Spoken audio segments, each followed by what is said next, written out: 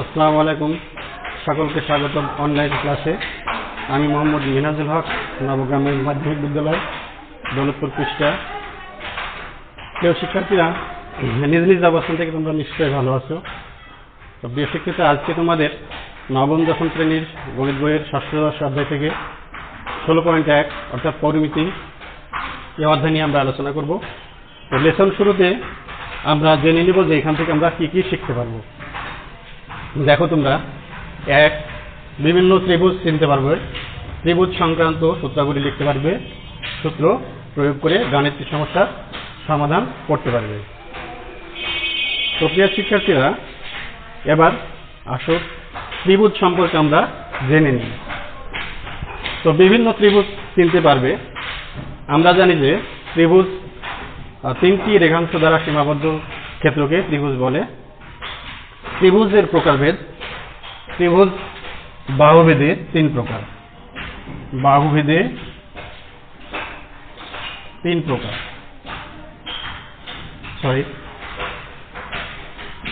বাহুভেদে তিন প্রকার।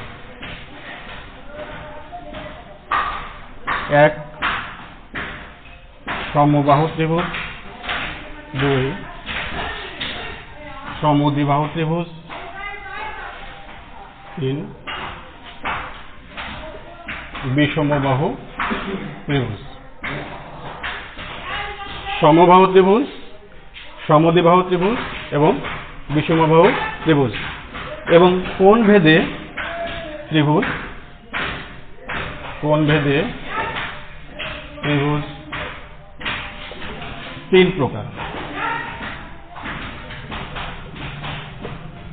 এক, সমকোণী ত্রিভুজ। সমকোণী ত্রিভুজ। দুই, সূক্ষ্মকোণী ত্রিভুজ। তিন, স্থূলকোণী ত্রিভুজ।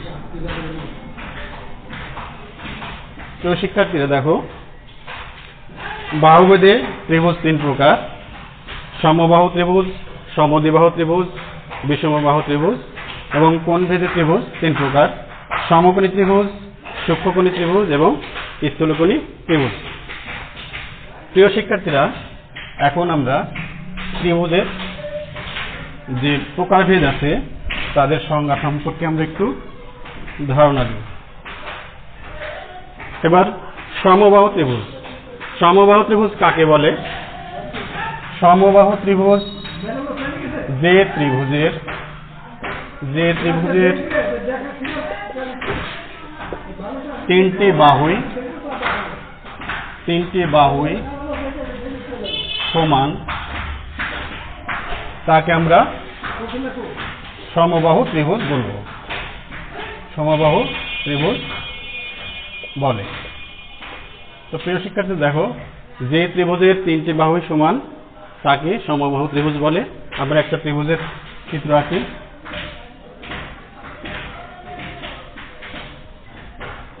এখানে দেখতে পাচ্ছ একটা ত্রিভুজ, ত্রিভুজের তিনটি বাহু সমান, অর্থাৎ এই ত্রিভুজটি হচ্ছে সমবাহু ত্রিভুজ। তারপরে আসো সমদ্বিবাহু ত্রিভুজ। সমদ্বিবাহু ত্রিভুজ। সমদ্বিবাহু ত্রিভুজ কাকে বলে? যে ত্রিভুজের দুইটি বাহু সমান এবং অপর একটি বাহু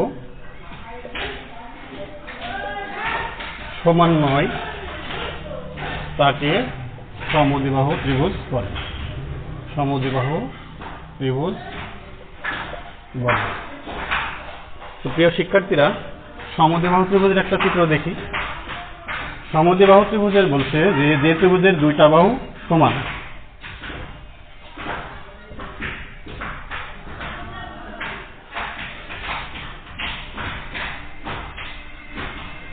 দেখো শিক্ষার্থীরা, এই ত্রিভুজটির এই বাহু এবং এই বাহু সমান এবং এই বাহুটা অসমান, এটাকে বলবো সমদ্বিবাহু ত্রিভুজ।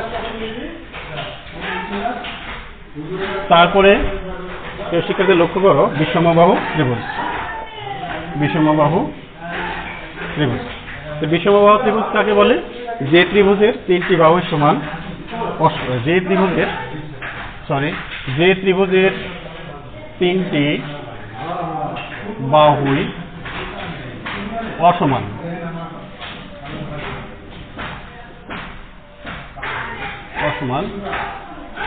অর্থাৎ সমান নয়, তাকে বিষমবাহু ত্রিভুজ বলে।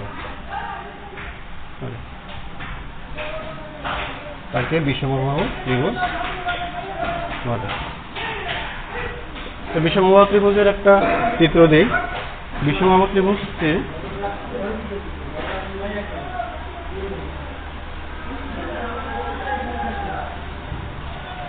দেখো, এই বাহুটা একটু বড়, তারপরে একটু বড়, তারপরে একটু ছোট, তাহলে এই তিনটা বাহু অসমান, তাহলে এটাকে বলা হয় বিষমবাহু ত্রিভুজ। প্রিয় শিক্ষার্থী, এবার আসো কোণ ভেদে ত্রিভুজ। কোণ ভেদে ত্রিভুজ আমরা বলেছিলাম কি তিন প্রকার, একটা হচ্ছে সমকোণী, সূক্ষ্মকোণী এবং স্থূলকোণী ত্রিভুজ। তো সমকোণী ত্রিভুজ কাকে বলে? সমকোণী ত্রিভুজ যে ত্রিভুজের একটি কোণ সমকোণ, অর্থাৎ 90 ডিগ্রি, সেই ত্রিভুজকে আমরা বলবো সমকোণী ত্রিভুজ বলে। যে ত্রিভুজের একটি কোণ সমকোণ, অর্থাৎ 90 ডিগ্রি, সেই ত্রিভুজকে বলবো সমকোণী ত্রিভুজ। দেখো, সমকোণী ত্রিভুজ, এই একটা সমকোণী ত্রিভুজ, এই সমকোণী ত্রিভুজের এই কোণটা হচ্ছে 90 ডিগ্রি, তাহলে কি বলবো আমরা? সমকোণী ত্রিভুজ। সূক্ষ্মকোণী ত্রিভুজ, তো সূক্ষ্মকোণী ত্রিভুজ কাকে বলে? যে ত্রিভুজের তিনটি কোণই 90 ডিগ্রি অপেক্ষা ছোট, তাকে সূক্ষ্মকোণী ত্রিভুজ বলে।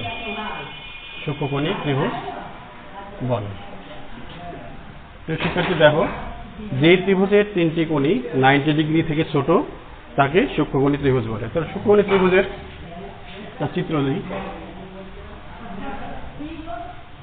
এই ত্রিভুজে দেখো, তিনটি কোণই হচ্ছে 90 ডিগ্রি থেকে ছোট। এবার আসো স্থূলকোণী ত্রিভুজ।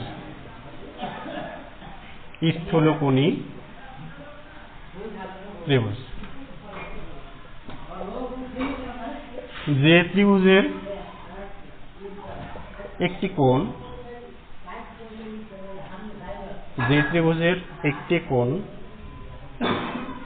90 ডিগ্রি থেকে বড়, তাকে স্থূলকোণী ত্রিভুজ বলে।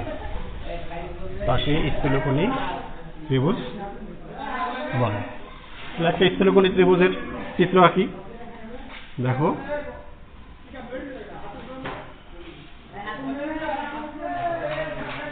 এই একটা স্থূলকোণী ত্রিভুজ, এই কোণটা হচ্ছে 90 ডিগ্রি থেকে বড়, তাহলে এই ত্রিভুজটাকে বলবো আমরা স্থূলকোণী ত্রিভুজ। প্রিয় শিক্ষার্থী, আমরা ত্রিভুজ সম্পর্কে জানলাম। এবার আমরা ত্রিভুজ সম্পর্কে যেসব সূত্রাবলী আছে সেই সূত্রাবলী সম্পর্কে জানব। ত্রিভুজ সম্পর্কিত সূত্র 1, সমকোণী ত্রিভুজের ক্ষেত্রফল।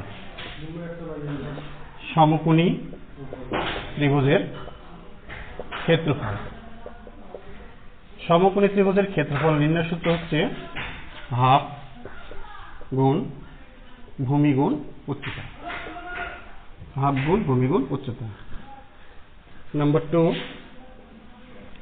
সমবাহু ত্রিভুজের ক্ষেত্রফল। সমবাহু ত্রিভুজের ক্ষেত্রফল সমান √3/4 a স্কয়ার। নাম্বার 3,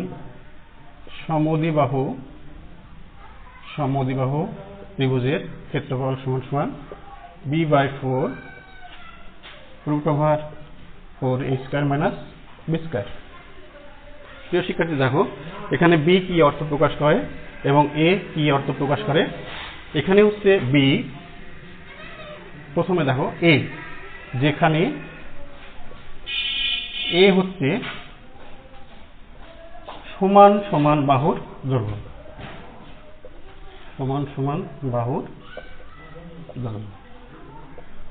এবং b হচ্ছে অপর বাহুর দৈর্ঘ্য। আমরা জানি সমদ্বিবাহু ত্রিভুজের দুইটি বাহু সমান,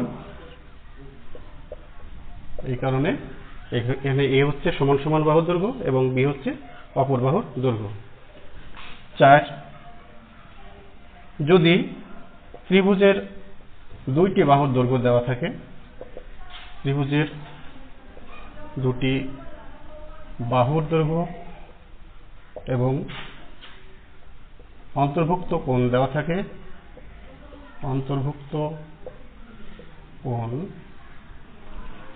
থাকলে ত্রিভুজের ক্ষেত্রফল সমান সমান হাফ গুণ বাহুদ্বয়ের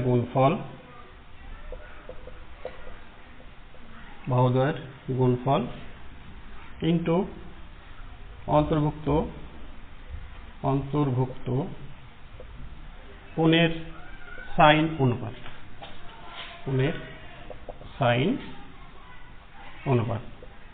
তো শিক্ষার্থী তোমরা আশা করি তুলে নিয়েছো। আমার আর একটা সূত্র আছে, সূত্র নম্বর 5। যদি ত্রিভুজের 3 বাহুর দৈর্ঘ্য দেওয়া থাকে,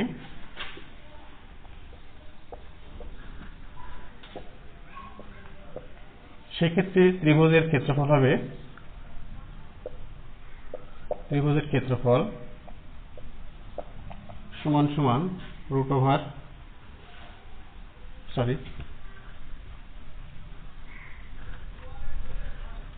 √a into s minus a, s minus b এবং s minus c। প্রিয় শিক্ষার্থী, আমরা 5টা সূত্র সম্পর্কে জানলাম। এবার আমাদের এই সূত্র প্রয়োগ করে আমরা একটি তোমাদের গাণিতিক সমস্যার সমাধান করব। আশা করি তোমরা মনোযোগ দিয়ে দেখবে। প্রিয় শিক্ষার্থী, তোমরা তোমাদের অনুশীলনী 16.1 পরিমিতি অধ্যায়ের পৃষ্ঠাটা খুলো। দেখো তোমাদের বইয়ের 1 নম্বর অঙ্কটা দেওয়া আছে যে একটি সমকোণী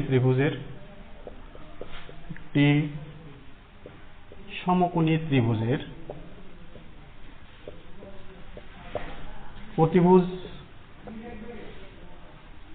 প্রতিভুজ 25 মিটার, এর একটি বাহু অপরটির 3/4 অংশ হলে বাহু দুটির দৈর্ঘ্য নির্ণয় করো।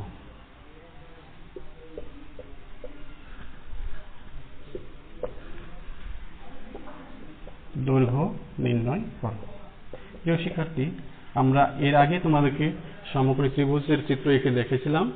দেখো একটা সমকোণী ত্রিভুজ একটা আঁকি। একটা সমকোণী ত্রিভুজ, এই সমকোণী ত্রিভুজের অতিভুজ এটা, ভূমি এটা এবং লম্ব হচ্ছে এটা। তো অতিভুজ দেওয়া আছে 25 মিটার। তাহলে এখানে কি বলছিল যে একটি বাহু অপরটির 3/4 অংশ, একটি বাহু অপরটির 3/4 অংশ হলে বাহু দুটির দৈর্ঘ্য নির্ণয় করো। তাহলে আমি একটি বাহুকে x ধরতে পারি, তাহলে অপর বাহুটি কি হবে? অপরটির 3/4 অংশ, তাহলে x এর 3/4, তাহলে x গুণ 3/4 হলে 3x/4। এই সমকোণী ত্রিভুজটার নাম দিলাম ABC। এক্ষেত্রে কি দেখতে পাচ্ছি যে এখানে ABC সমকোণী ত্রিভুজের, এখানে ABC সমকোণী ত্রিভুজের অতিভুজ AC সমান সমান 25 মিটার। এবং কি ধরেছিলাম? ধরি দেখো AB হচ্ছে লম্ব, BC হচ্ছে ভূমি, তাহলে ধরি লম্ব AB সমান সমান x মিটার, তাহলে অপর বাহুটি হচ্ছে BC ভূমি, এটা হচ্ছে ভূমি, ভূমি BC সমান সমান 6/4 মিটার। তো দেখো আমরা জানি সমকোণী ত্রিভুজের ক্ষেত্রে একটা পিথাগোরাসের উপপাদ্য অনুসারে আমরা জানি অতিভুজ স্কয়ার সমান সমান লম্ব স্কয়ার প্লাস ভূমি স্কয়ার। অতিভুজ স্কয়ার সমান সমান লম্ব স্কয়ার প্লাস ভূমি স্কয়ার, এটা আমরা জানি। তো পিথাগোরাসের উপপাদ্য অনুসারে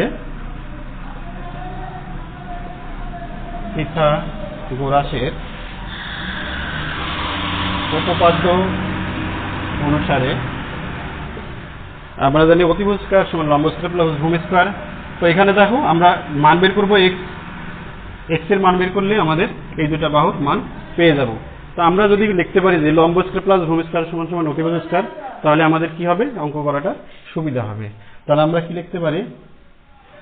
লম্ব স্কয়ার প্লাস ভূমি স্কয়ার সমান সমান অতিভুজ স্কয়ার। তো এখানে AB হচ্ছে x, BC 3x/4, AC হচ্ছে 25 স্কয়ার। প্রিয় শিক্ষার্থী, এই পর্যন্ত আশা করি বুঝতে পেরেছো। এবার আমরা অঙ্কটা মুছে দিলাম। এর পরের অংশটা এখান থেকে দেখে নাও, বা এখানে তোমরা দুইটা নেমে করতে পারো, এখানে লসাগু করতে পারো, তারপরে হচ্ছে তোমরা 16 দ্বারা ভাগও করতে পারো। আমরা আগে এটা ভাঙি, x² প্লাস 3 আর x এর পরে দুইটা পরিষ্কার আছে, এই কারণে দুইটা গুণ করতে হবে, তাহলে 9x²/4 সমান সমান 625।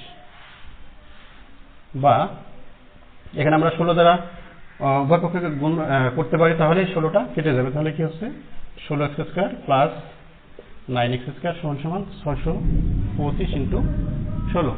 উভয় পক্ষকে 16 দ্বারা গুণ করলাম, উভয় পক্ষকে 16 দ্বারা গুণ করে